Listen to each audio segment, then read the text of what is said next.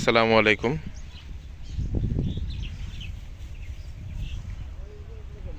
আজ আসলাম আমরা বাতুলি শঙ্করের পুকুরে। শিকারি তেমন একটা দেখা যাইতেছে না। ওই যে একজন আছে শিকারি ওখানে, আর বেশ কয়েকজন ওই যে ওদিকে বসছে, ওই সাইডে বসছে, 3-4 জনকে দেখা যাচ্ছে।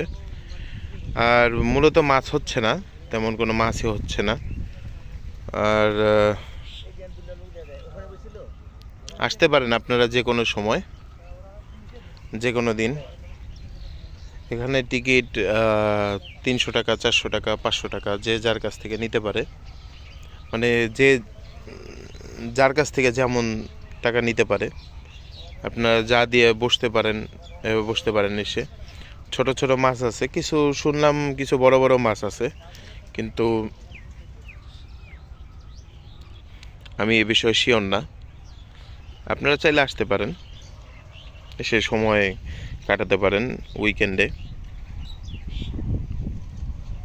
এখানে যারা যারা মাছ ধরছে, শুনলাম এখানে মাছ, দেশীয় প্রজাতির মাছ আছে, বাইং মাছ, তারপরে কালীবাউস, তারপরে আপনার আইর মাছ, এগুলো প্রজাতির মাছ আছে। আর ম্যাক্সিমাম আমি আসছিলাম এখানে মাছ ধরতে, এখানে ম্যাক্সিমাম হলো আপনার বাটা মাছ আর ছোট ছোট নলা আর মৃগেল মাছ, এই মাছগুলোই বেশি।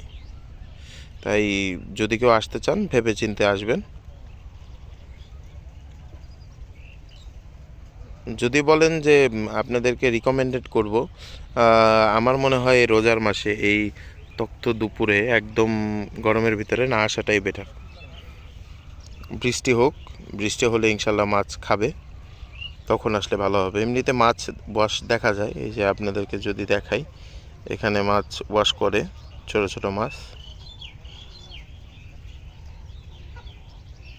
ওয়াশ করে, কিন্তু এই মাছ ধরার জন্য এত কষ্ট করার বর্তমানে আমি প্রয়োজন মনে করতেছি না। আপনারা যারা যারা আসতে চান নিজের সিদ্ধান্তে আসবেন।